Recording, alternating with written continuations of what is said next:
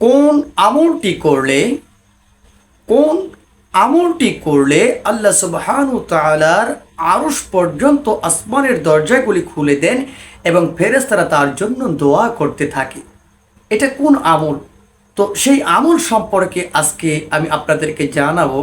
যে আমলটি করতে মাত্র অনলি 2 সেকেন্ড সময় লাগবে। এই আমলটি আপনি আমি যদি করি তাহলে আরশ মহল্লার পর্যন্ত আসমানের দরজাগুলি খোলা থাকে আপনার জন্য। সুবহানাল্লাহ, আল্লাহু আকবার। প্রিয় দিনী ভাই ও বোনেরা, তো চলুন আমরা মূল আলোচনায় চলে যাই।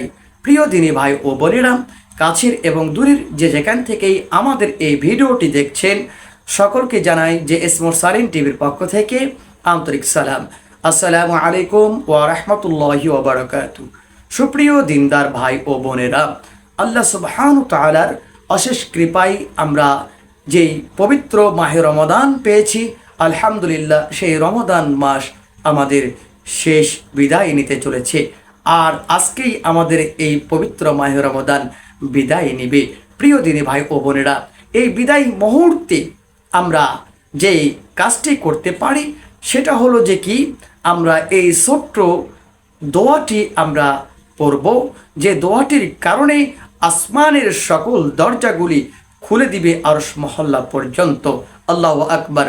তো এই আমলটি অবশ্যই আমরা করব।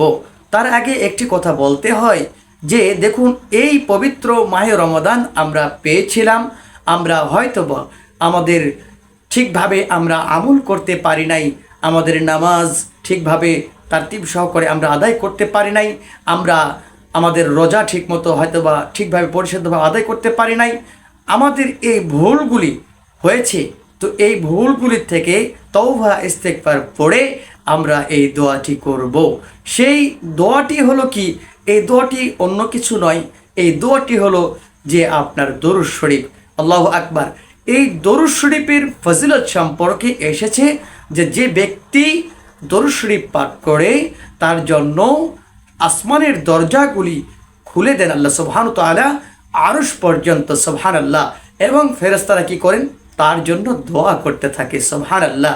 তো প্রিয় দিনী ভাই ও বোনেরা, এখন আমরা এই দরুদ শরীফের আমলটি আমরা কেন করব? দেখুন, এখানে আল্লাহ সুবহানাহু ওয়া তাআলা নিজেই তার বান্দাদেরকে প্র্যাকটিক্যালভাবে জানিয়ে দিয়েছেন, শিখিয়ে দিয়েছেন যে কি, ইন্নাল্লাহা ওয়া মালাইকাতাহু ইউসাল্লুনা আলান নবী ইয়া আইয়ুহাল্লাযীনা আমানু সাল্লু আলাইহি ওয়া সাল্লিমু তাসলিমা। যে আল্লাহ সুবহানাহু ওয়া তাআলা নিজেই ফেরেশতাদেরকে নিয়ে তার পেয়ারা হাবিবের প্রতি দুরূদ সালাম পড়েন। সুতরাং আমাদেরকেও, ঈমানদারদেরকেও তাগিদ দিয়েছেন ওই নবীর প্রতি বেশি বেশি দুরূদ সালাম পড়ার জন্য। দেখুন, আল্লাহ সুবহানাহু ওয়া তাআলা তার পেয়ারা হাবিবকে এতটা মহব্বত করেন, এতটা ভালোবাসেন যে আল্লাহ সুবহানাহু ওয়া তাআলা প্রতিটি ইবাদত বন্দেগীতে তার পেয়ারা হাবিবকে, তার দোস্তকে সেখানে অ্যাড করেছেন। আপনি নামাজ পড়েন, নামাজের ভিতরে দরুদ শরীফ রয়েছে। আপনি যে কোনো ইবাদত বন্দেগী করেন, সেই ইবাদত বন্দেগীর আপনার সিগনেচার যেটাকে বলা হয়, আপনি সিল সব্বর যেটাকে বলা হয়, এটা একমাত্র দরুদ শরীফ। কেননা দেখুন, আপনি ইবাদত করলেন, আপনি নামাজ পড়লেন, আপনি রোজা করলেন, আপনি যাকাত দিলেন, কিন্তু দরুদ পড়লেন না। তাহলে এই যে দরুদ যে পড়লাম না আমরা, যার কারণে এই দোয়াগুলি আমাদের আরশ মহল্লায় পৌঁছে না, আকাশে ঝুলন্ত অবস্থায় থাকবে। প্রিয় দিনী ভাই ও বোনেরা, যখন আমরা দুরূদ পড়ব তখনই আপনার আমল, আপনার সেই ওজিফার যে ফায়দা ফায়েজ আল্লাহ সুবহানাহু ওয়া তাআলা শুনবেন এবং তার বিনিময়ে আপনাকে দান করবেন, তার সঠিক যে যাজা এটা আপনাকে দান করবেন। তো এবার আসুন আমরা কোন দরুদগুলি পড়ব, কি দরুদ পড়ব, যে দরুদগুলি পড়লে আল্লাহ সুবহানাহু ওয়া তাআলা আরশ পর্যন্ত আসমানের দরজাগুলি খুলে দিবেন। প্রিয় দিনী ভাই ও বোনেরা, এখানে দরুদ শরীফ সম্পর্কে হাদিসের ভিতরে অনেকগুলি দরুদ শরীফের কথা এসে, অনেকগুলি দরুদ আছে। তো আমরা যদি এই বড় বড় দরুদগুলি না পারি, যেমন দরুদে ইব্রাহিম আছে, দরুদে তাজ আছে, দরুদে শিফা আছে, আমরা এই দরুদগুলি যদি আমরা না পারি, অন্তত পারিতপক্ষে আমরা অবশ্যই শেখার জন্য চেষ্টা করব, আমরা শিখে নিব।